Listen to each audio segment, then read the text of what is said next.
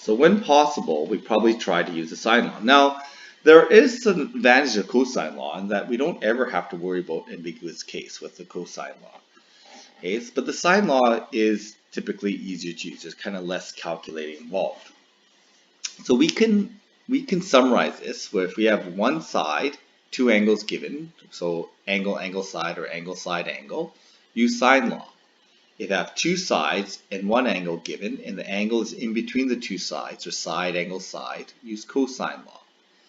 If we have two sides and a one angle given, but it's angle, then side, and side, this is our ambiguous case. So we use sine law, but we have to always consider the ambiguous case. Now, sometimes it might be a special case, but rarely. If you have an angle, side, side case, you should kind of assume that we have to solve for the second triangle.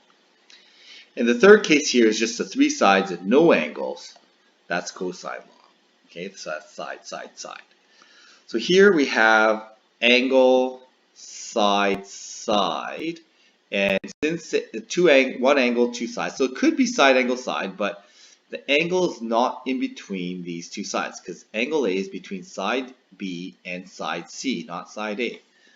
So when I draw this in, my picture looks like this. So it's my 20 degrees, 7, and this is going to be 4 here.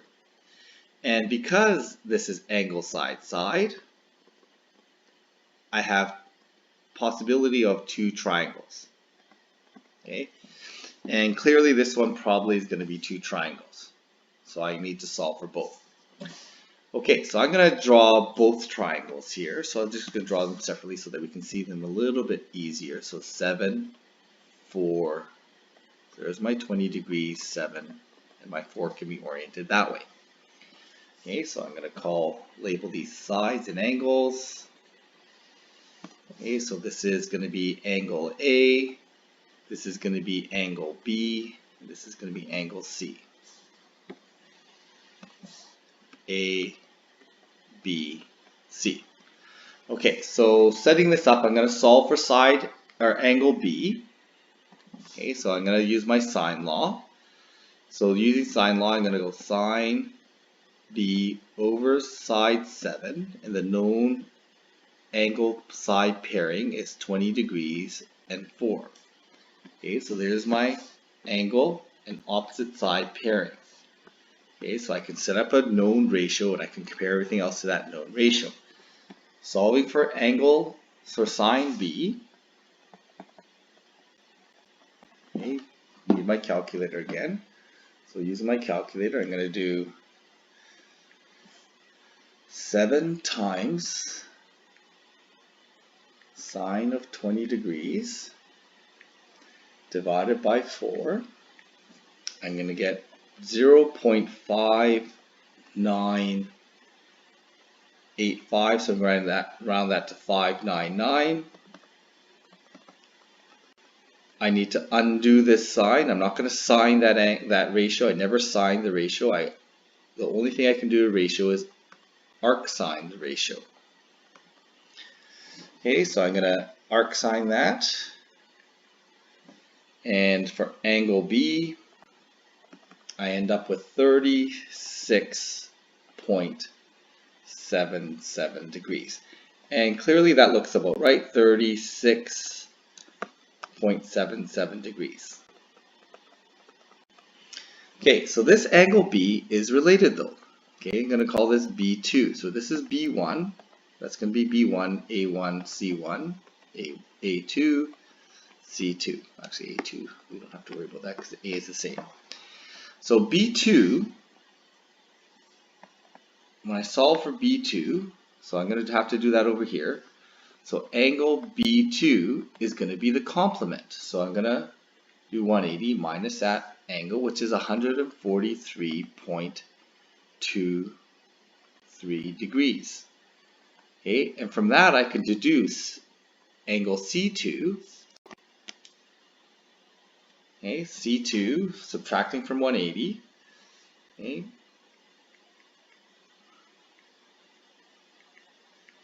I get C2 is 16.77 degrees. Okay, so here's C1. Okay, so I'll make sure I box those in. I just have my third side to solve for here. C1, so 180 minus 20 minus 36.77. That's going to be 93.23 degrees. Okay, so that angle up here is 93.23 degrees. This C2 angle was 16.77 degrees. Okay, so the last thing that I need to solve for then is side C. Okay, so side C1 I'm going to call that, and this is going to be side C2. Okay, so C2 over sine of 16.77 degrees is equal to my known sine ratio of 4 over sine 20.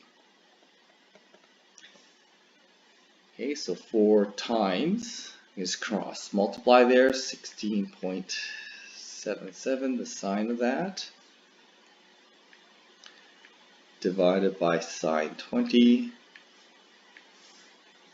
Okay, so C2 works out to be 3.37 as my length. Okay, so this is about 3.37. Okay, C1 over here, C1 is a length. If I solve for this, setting up my ratio, C1 over sine of 93.23 is equal to 4 over sine 20. Okay, so C1, when I solve for this, when I cross multiply that,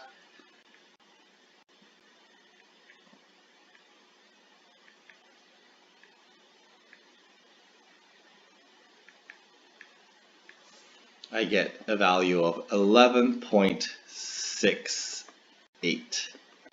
Okay, so there's my C1 value, 11.68, and that looks about right given the pictures that I've drawn here. Not that my pictures are all that accurate, but they're not too far off, and they do give me consistent results. Okay, they are relatively consistent here.